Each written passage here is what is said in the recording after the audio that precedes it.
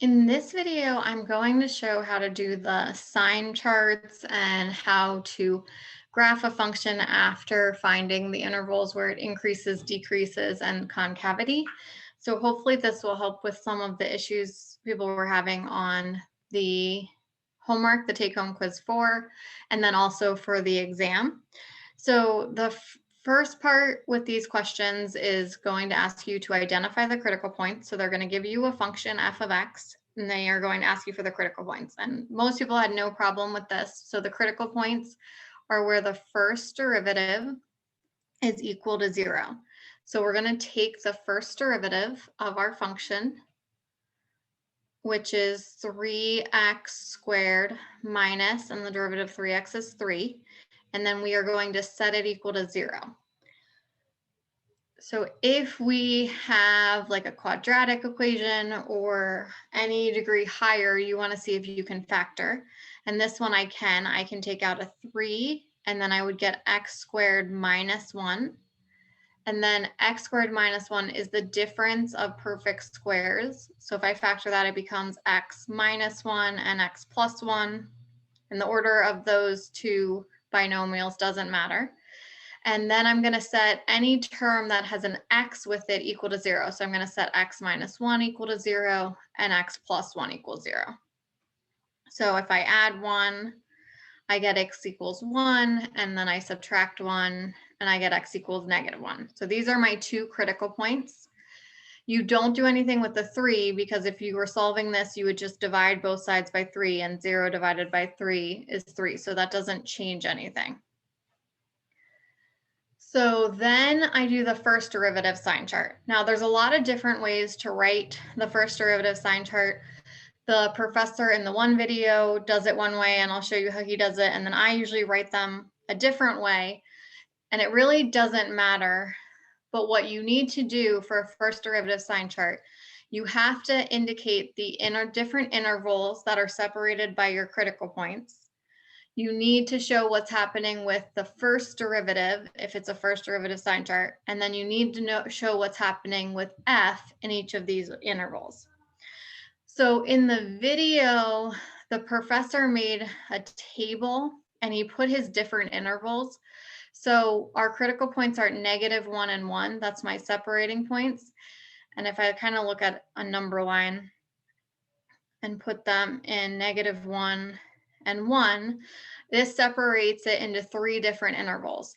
The first interval is everything less than -1. So we write that as -infinity to -1. That would be my first interval.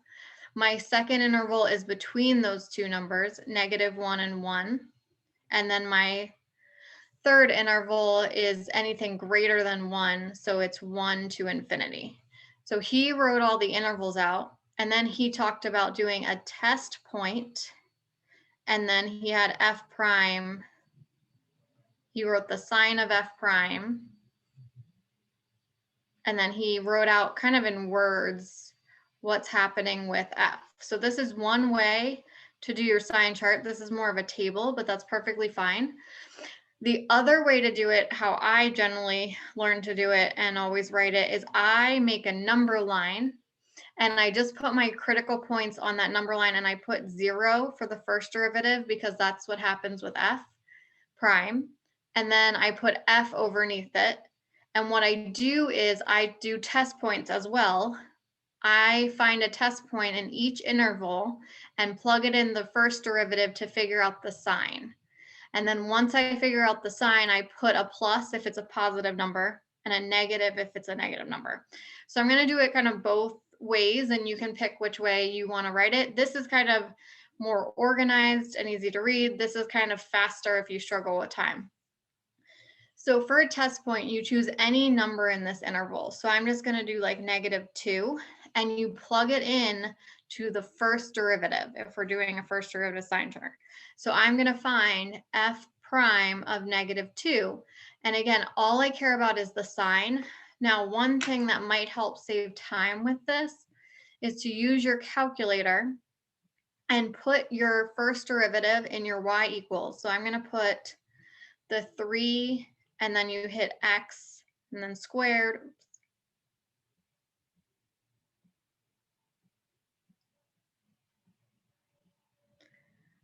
the square root is here, and then minus 3.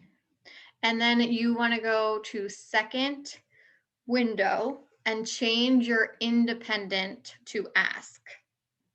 Okay, once you do that, you don't have to do it again unless you reset your calculator. So again, I went to second window, ask, and then you're going to go to second table, and then you can type in all your numbers. So I would like type in -2 and hit equals, and it will give me my number. So I got 9. Or you can just plug in, I guess if I actually was doing this, you can plug in either to your original function or your factored function, it doesn't matter, and figure out the sign. And you don't even have to show the work. You can also just think about it and figure out the sign. Like I often just think, okay, here, -2 minus 1 is a negative. -2 plus 1 is a negative. So I have a positive times a negative, which is a negative, times a negative, which is a positive. So that's another way to do it. Or you can actually write it all out and plug it in. Whichever way you want, it doesn't really matter. You just need to find the sign at f prime of 2 and indicate what you get for your sign. So we found kind of in the calculator, f prime of -2 is 9, or if I simplified this, I would get 9. And so it's a positive. So I would put a positive here, and that means f is increasing. So I believe in the video, he wrote out increasing. You can write out increasing like INC, or you could put like an up arrow to indicate it's increasing. If you do it this way instead, again, I chose a number in this interval. You don't have to put it on your number line. You just have to show somewhere that you found that number. And I found that it's to be a positive. So I put a plus, and then for f, I show that it's increasing, because whenever the first derivative is positive, it means the slope is increasing. So my slope is positive. So my function is increasing. So I would do the same thing for each interval. So between -1 and 1, the easiest point to try is 0. I would find f prime of 0 by, again, either plugging it in to either my factored form or my original f prime and finding that it's -3. Or again, you may use the calculator and type in -3 and hit enter. Sorry, not -3. 0, because x is 0, and get -3. So I get it to be a negative. I just put the sign here. And that means my function is decreasing. So you can either put DEC or write out decreasing or put the sign. And if you do it this way instead, just on this interval, you would put a negative and then show this was decreasing. And then you would do your last interval. So 1 to infinity, I'm going to choose any number in that interval. So let's say 2. I'm going to find f prime of 2. And again, you can either plug it in to this function and calculate it, or you can go to your calculator. And if you have it on the table with it typed in, just go to 2 and you get 9. And so again, this is positive, so it's increasing. Or again, you would put positive here and then increasing. So again, what you need to show with a first derivative sign chart, however you do it, is somehow indicating the intervals, either writing them out or showing it on a number line, showing the signs for the different intervals and indicating somewhere what test point you tried. So whether it's here or on the side like that, like if you do this one, you should put them on the side. And then indicating the sign for the first derivative, and then if the original function f is increasing or decreasing. Now, one thing I like with this one is you can also show max and mins. It's kind of easy to tell. Like this, we can see it's going up and then going down, which means at -1, we have a max. And then here I'm going down, like going down and then up. So this is the lowest point, and I have a min at x equals 1. Okay, just remember these are x values. Okay, and then this is showing what's happening with the first derivative, and this was what's showing what's happening with f. Okay, so either one of these sign charts are perfectly fine to do on the exam, but you need to show all this information when you're doing a sign chart. So B also says find the intervals where it's increasing or decreasing, which is really easy to see from either chart. This one I already have the intervals out, so I would just write like increasing, and then I would write out the intervals -infinity to -1, and then we usually put a U if there's more than one, and I would say 1 to infinity. And then for decreasing, I'm going to put it over here just because I ran out of room. For decreasing, I would say it's between -1 and 1 because my first derivative is negative there. If you use this number line, then you just have to kind of figure out the intervals from it. So again, this interval is anything less than -1. We write that as -infinity to -1. This interval is where my function is increasing after 1. So we write it from 1 to infinity. And my function is decreasing between these two x values. So we write it as -1 and 1. And then again, if you have your sign chart, it makes it really easy to find this. It says classify the critical points as max or min. And so you can see right here that at x equals -1, I have a max.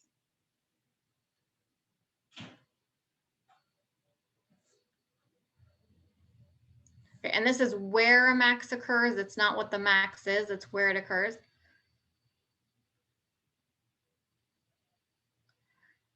And I can see right here, I have a min at x equals 1.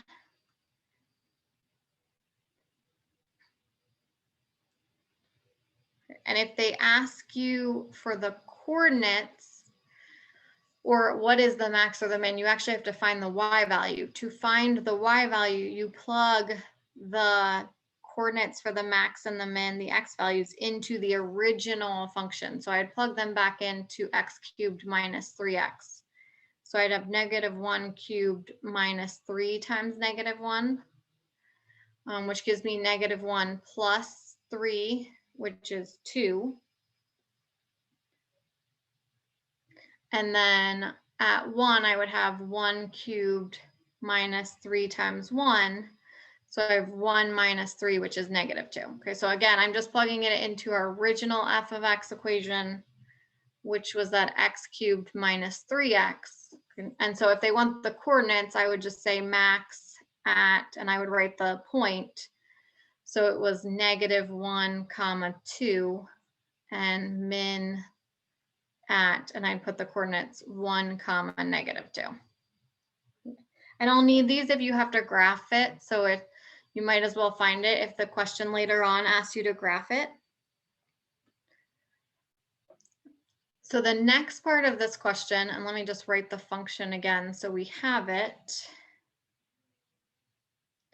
is determine using a second derivative sign chart the intervals on which the function is concave up or concave down. It's very similar to the first derivative sign chart, but I'm using the second derivative and I'm showing concavity instead of increasing, decreasing. So again, you need the first derivative, which we found before, which is 3x squared minus 3. And then you need to take the second derivative. So the second derivative of this is 6x. You're going to set that equal to 0 to find a possible point of inflection. So we would divide both sides by 6 and we get x equals 0. Now, the only way this is a point of inflection is if the second derivative changes sign, which means it changes from positive to negative or from negative to positive at that point. If it doesn't, it's not a point of inflection. So you should always be checking this with a sign chart.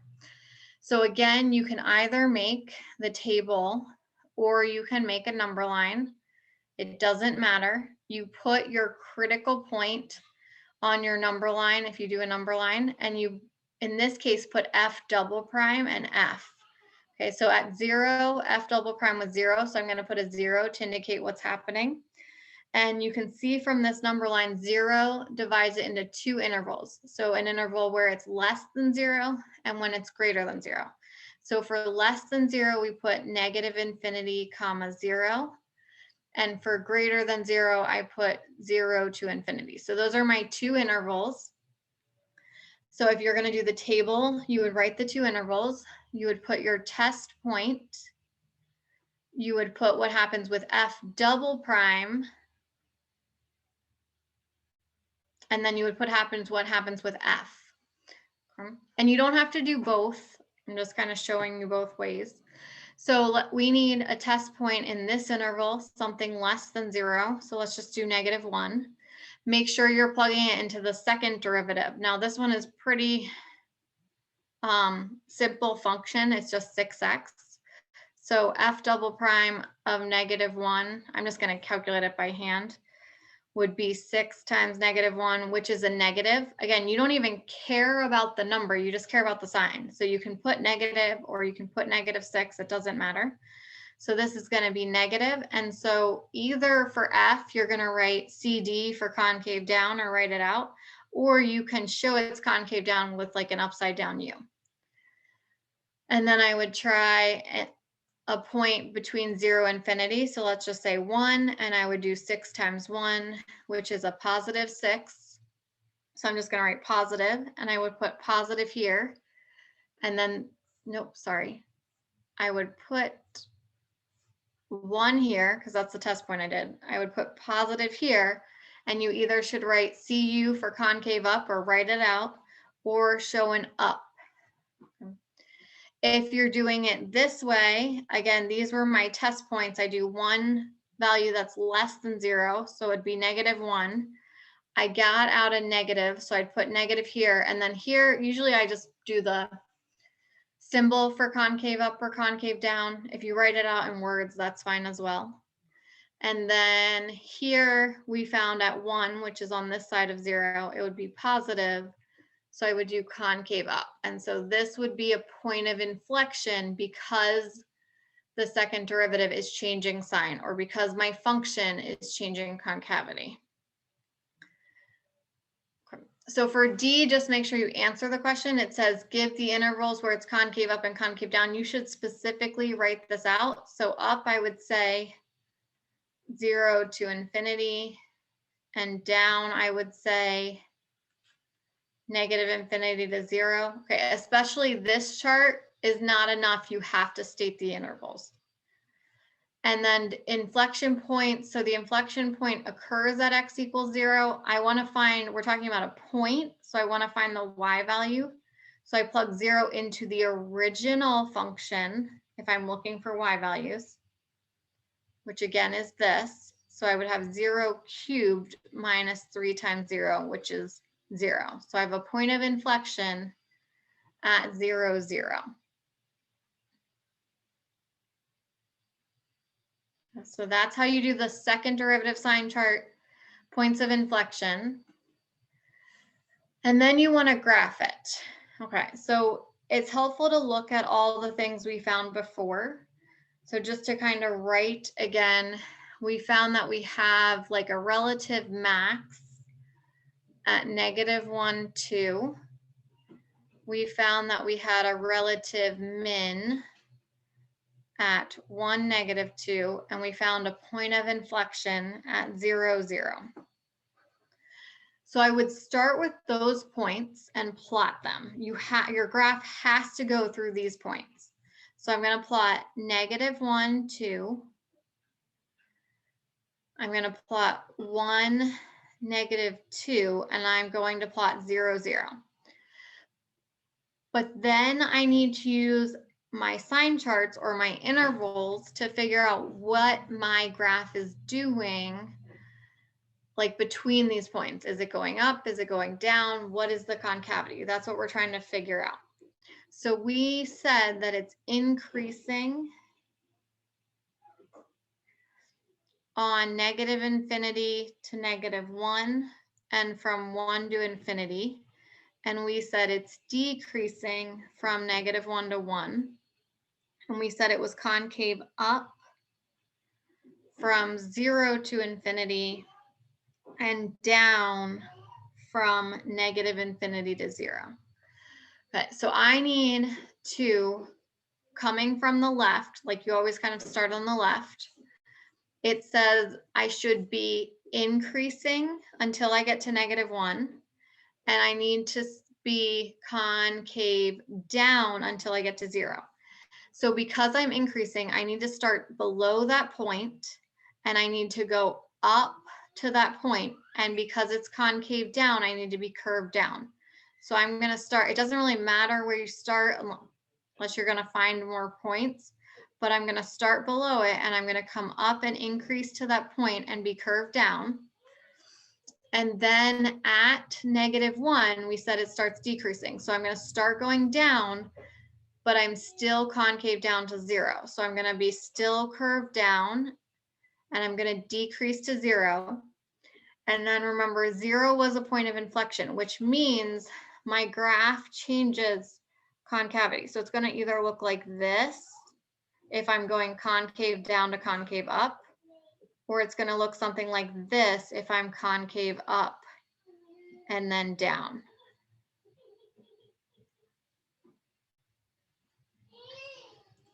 Okay, so now I'm going to change so that it's more like a U up instead of curved down, but I'm still going to decrease until I get to 1.